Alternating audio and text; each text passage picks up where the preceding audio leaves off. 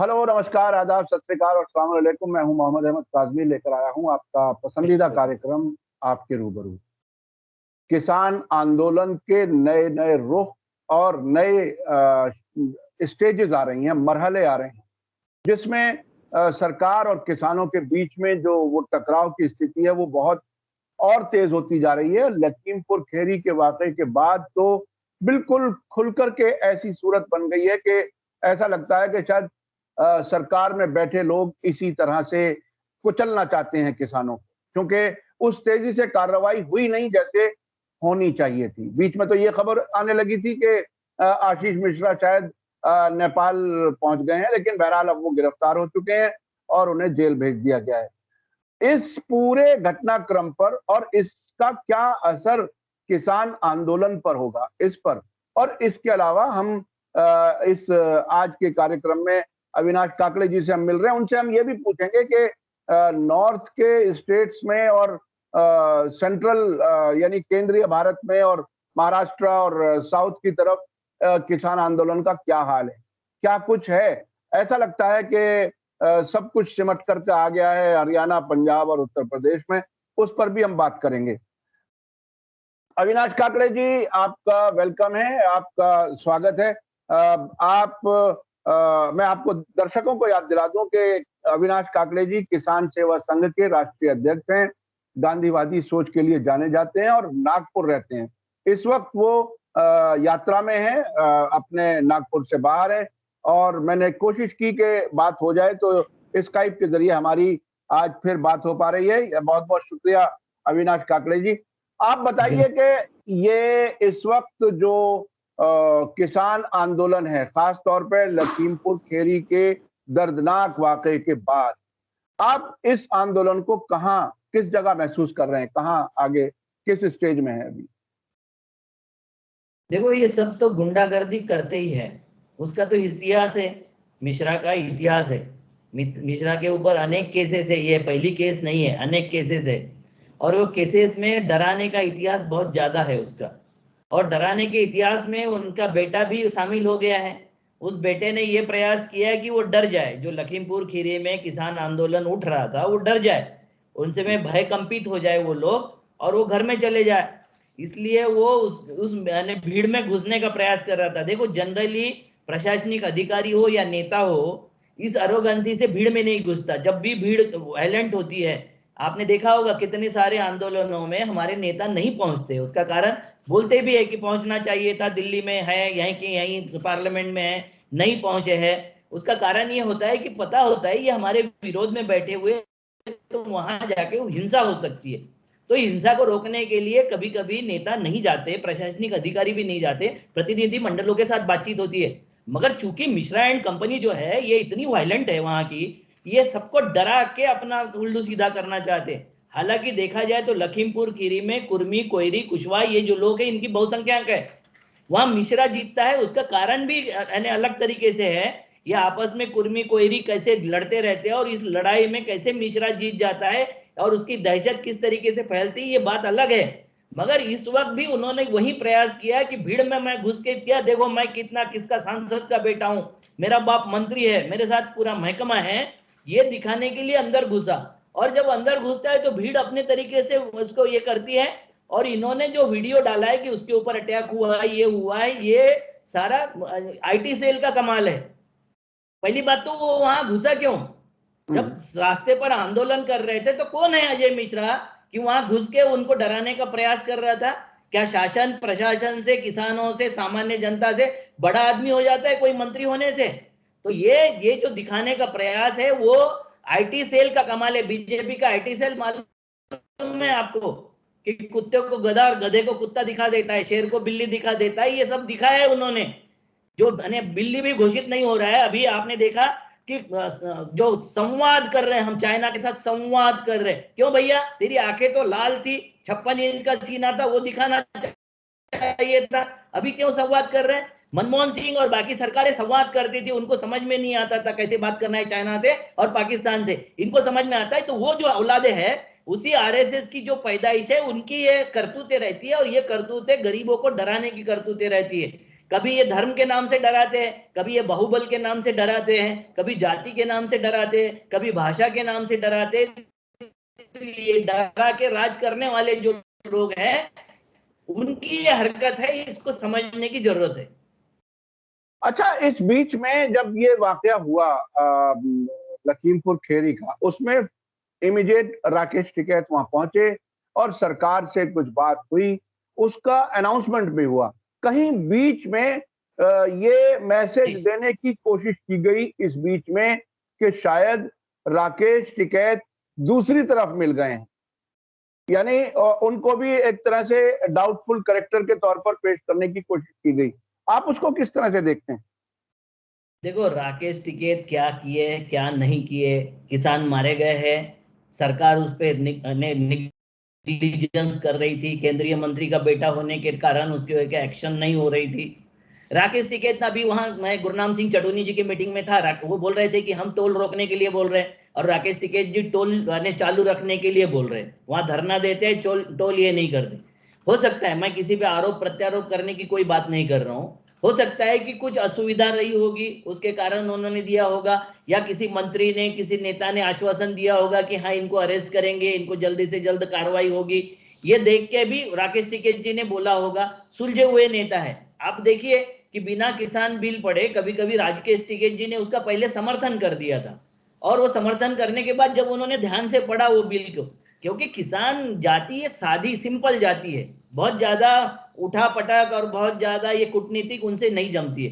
तो राकेश टिकैत जी को हो सकता है किसी ने बोल दिया होगा कि इस पे हो रही है कार्रवाई, और उन्होंने उसको मान लिया होगा, ये हो सकता है। मगर किसान मारे गए हैं, उनके अरोगेंसी से मारे गए हैं, जानबूझ के उन्होंने मारा है, और बाकी जो कुछ दिखा रहे हैं ये प्रोपोगंडा है, मीडिया का प्रोपोगंडा और आईटी सेल का प्रोपोगंडा है।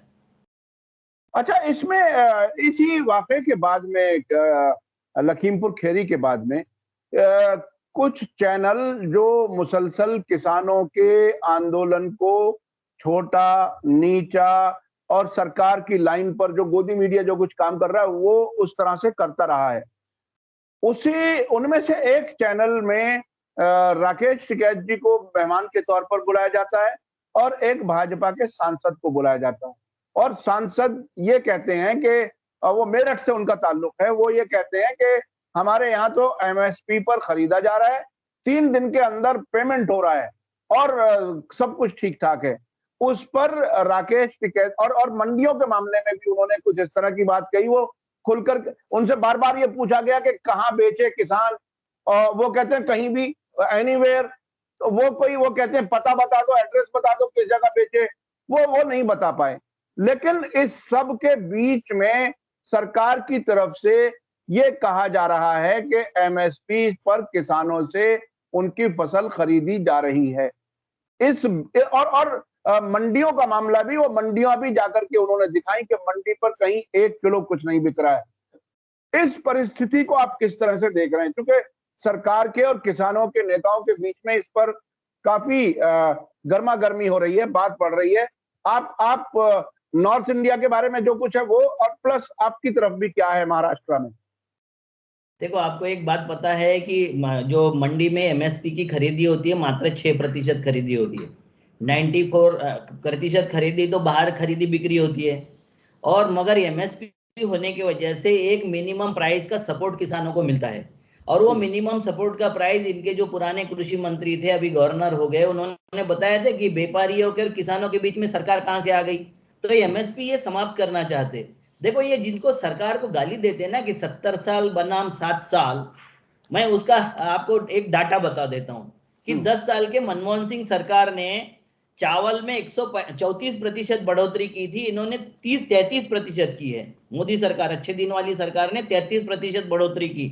गेहूं में 119% की थी बुरे दिन के सरकार वालों ने, इन्होंने 36% की। बाजरे में उन्होंने, बुरे दिन वालों ने 143% बढ़ोतरी की थी एमएसपी में, इन्होंने 56% की।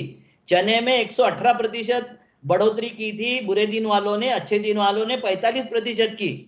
अरहर के इसमें बुरे दिन वालों ने 209% बढ़ोतरी की थी, इन्होंने 30% की। मूंग के इसमें 219% बुरे दिन वालों ने बढ़ोतरी की थी, अच्छे दिन वालों ने 51% बढ़ोतरी की है। बुरे दिन वालों ने उड़द के इसमें 205% बढ़ोतरी की, उन्होंने 29% बढ़ोतरी की। कपास में बुरे दिन वालों ने 110% बढ़ोतरी की थी, इन्होंने 37% बढ़ोतरी की अच्छे दिन वालों ने। सोयाबीन में बुरे दिन वालों ने 177% बढ़ोतरी की थी और इन्होंने 37% अच्छे दिन वालों ने बढ़ोतरी की। मकई के फसल में बुरे दिन वालों ने 149% बढ़ोतरी की थी और उन्होंने 29% बढ़ोतरी की है। और अब ये एमएसपी भी खत्म करने के लिए लगे हुए।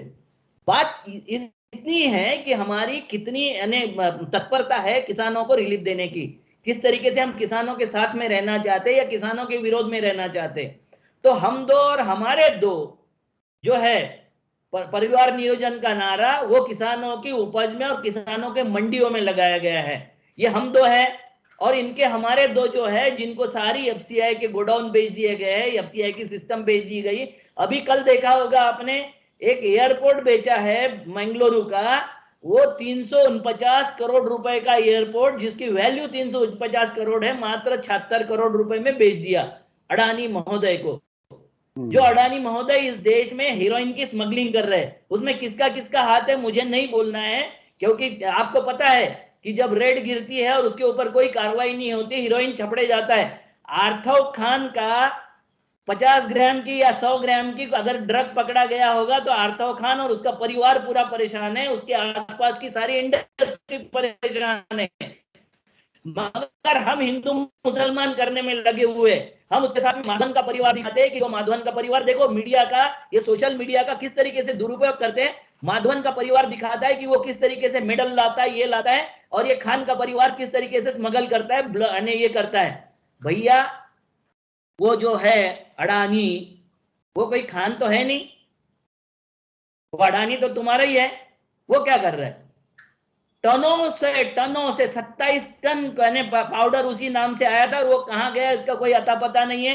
3 टन पकड़ा गया है, उसमें 6 लोग ऐसे पकड़े गए मूर्ख लोग कि जो बता रहे हैं कि हमारे पास तो इतना सा ही है, वो 3 टन का सप्लाई वो करने वाला जहाज वहां खड़ा है। तो इस तरीके से मूर्खता किसी और को बना सकते हो, आप देश को मूर्ख बना रहे हो और हमारे भक्त लोग मूर्ख बनते जा रहे हैं। हर चीज में हिंदू मुसलमान कर रहे हैं, हर चीज में इस तरीके से बात अगर हो रही है तो ये दुर्भाग्य है देश का, और ये दुर्भाग्य बहुत ज्यादा दिन तक हमें भुगतना पड़ेगा। ये अच्छे दिन की जो सरकार है, अच्छे दिन के सरकार ने 100 रुपए डीजल और 110-20 रुपए पेट्रोल कर दिया है, 900 रुपए घरेलू गैस कर दिया है, फिर भी शर्म नहीं आती। उसका कारण है कि विरोधी पक्ष मर गया है, पूरा विरोधी पक्ष स्टंट करता है खाली। जी अविनाश काकड़े जी, आप किसान सेवा संघ के अध्यक्ष हैं और महाराष्ट्र में आपका जो एक तरह से सेंटर है, मरकज है, जो आप नागपुर में रहते हैं, लेकिन आप देश के अलग अलग राज्यों में भी जाकर के देख रहे हैं कि किसान आंदोलन किस तरह से चल रहा है। आप ये बताइए कि किसान आंदोलन को आप मजबूत होता हुआ देख रहे हैं या कमजोर होता हुआ देख रहे हैं, और उसकी क्या वजह है, अपोजिशन का रोल क्या कुछ है?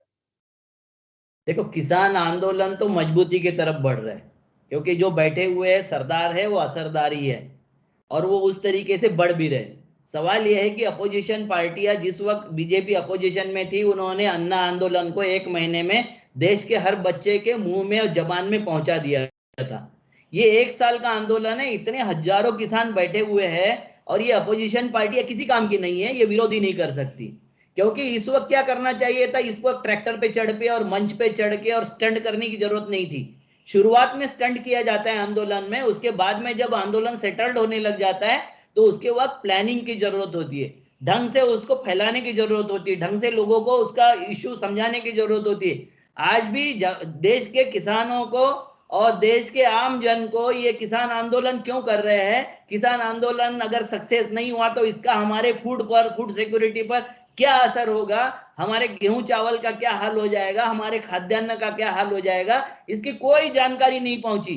और आरएसएस का और बीजेपी का कार्यकर्ता गांव गांव में जाकर बरगलाने की बात कर रहा है और बरगला रहा है। वो समझा रहा है कि ये किसान बिल सब आपके हित में है और किसान यानी इसमें कंफ्यूजन स्टेज में है। ये अपोजिशन पार्टी की जिम्मेवारी थी कि किसान बिल के तीनों बिल की सच्चाइयां, एग्रीमेंट की सच्चाइयां, जो कॉन्ट्रैक्ट फार्मिंग है उसकी सच्चाइयां, जो हिमाचल में हो गया, पूरे देश में हो गया, किस तरीके से किसानों को लूटा जा रहा है, किस तरीके से फसलों को लूटी जा रही है, और जब परमानेंट उसमें इन्वेस्टमेंट होगा तो जमीन कैसी आपकी मॉर्गेज हो जाएगी और जमीन कैसी लूटे जाएगी, इसको बताने की जरूरत थी। हर जगह पूरे देश में यहाँ कॉम्बाइन कमेटी बनाने की जरूरत थी। उसको किसी ने इनिशिएटिव लेना चाहिए था। जिसका संगठन है उन्होंने इनिशिएटिव लेना चाहिए था, क्योंकि ये इशू देश का इशू है, किसी एक पार्टी का इशू नहीं है। तो रूलिंग पार्टी को अपने तरीके से लूटना है, अपने तरीके से हम दो और हमारे दो के फेवर में उनको काम करना है। तो वो काम अपना कर रहे हैं, मगर जो विरोधी पार्टियां हैं वो भी इस तरीके से कहीं लगता है कि वो भी उन लोगों से मिल गई है जो उनके दो है, उनके साथ में इनका भी तालुमाल हो गया है। क्योंकि उसका कारण अगर ऐसा नहीं है तो जब प्रियंका गांधी जी रैली करती है बनारस में, लोकल के इशू क्यों नहीं आते? वहां का ट्रांसपोर्ट नगर का इशू नहीं आया, वहां के जमीन अधिग्रहण का इशू नहीं आया। तो इन नेताओं को फीडबैक करने वाला इनका संगठन है जिंदा या मर गया है? और मरे हुए संगठन को ये स्टंट से जिंदा करना चाहते हैं, किसानों के भरोसे जिंदा करना चाहते हैं। तो ये देखो, ये नहीं होने वाला है। भीड़ इकट्ठा करना और वोट को तब्दील करना, ये दोनों अलग अलग बातें होती है। अगर आपके पास में संगठन नहीं है तो ये दुर्भाग्य है देश का कि फिर से यही लोग जो इस देश को बेच रहे हैं, जो इस देश को समाप्त कर रहे हैं, यही लोगों की सरकार आने का अंदेशा मुझे लग रहा है। क्योंकि विरोधी पार्टियां सारी की सारी, इनको ना तो संगठन की समझ है, ना इनके पास में संगठन है, ना इनके पास में इशू की समझ है, ना इनके नेताओं को कोई समझ है। ये मुझे दिखाई दे रहा है। तो ये अगर अपोजिशन के लोग भी दूसरी तरफ मिल जाएं और सरकार में बैठे हुए लोगों का रवैया ये हो कि वो गाड़ी के नीचे कुचल दे लोगों को, तो फिर क्या होगा? किससे उम्मीद की जाए? देश कैसे बचेगा? क्या होगा? आम लोगों को आप क्या कहना चाहेंगे ऐसे वक्त? जनता से उम्मीद है, मुझे जनता से उम्मीद है।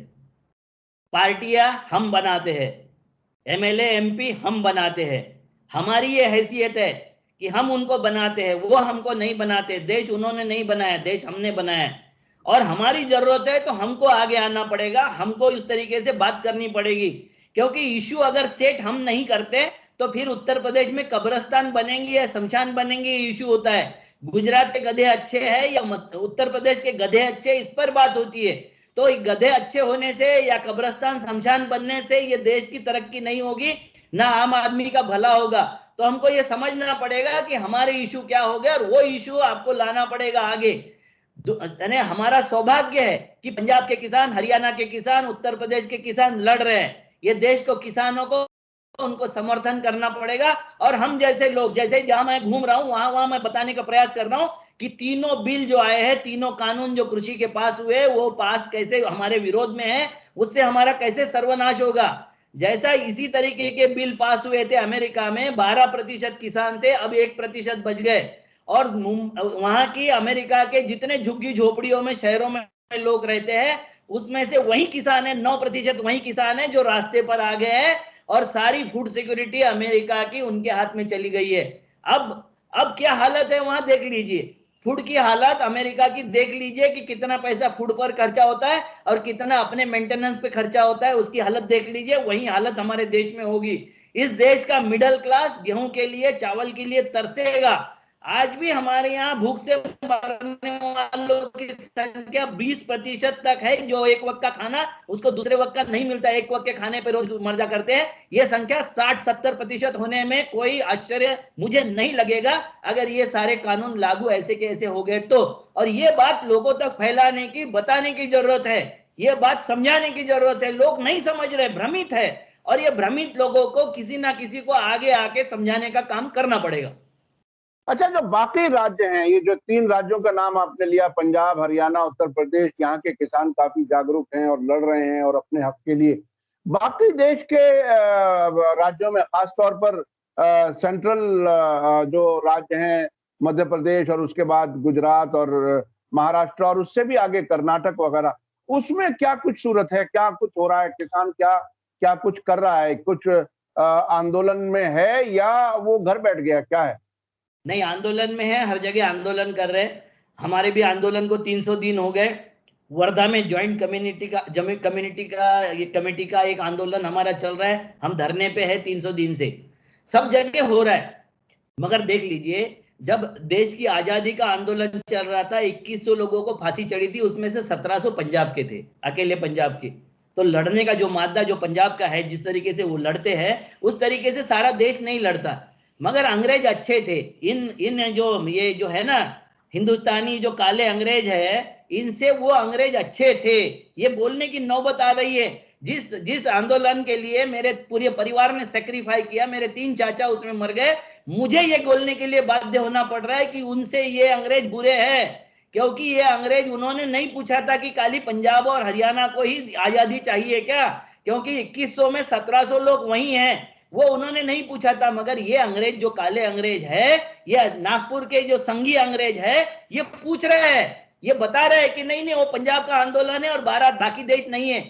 आंदोलन की देश की फितरत इसी तरीके से रही है, जिस तरीके से पंजाब लड़ता है, जिस तरीके से हरियाणा लड़ता है, उस तरीके से बाकी देश नहीं लड़ता। मगर इसका मतलब उनके दिमाग में आंदोलन नहीं है, उसके दिमाग में इस देश के इन लोगों के प्रति विरोध नहीं है, ये समझना गलत बात है। आज हमारे महाराष्ट्र में जो स्थानिक इलेक्शन हुए, स्थानिक चुनाव हुए, उसमें बीजेपी का सुपड़ा साफ हो गया।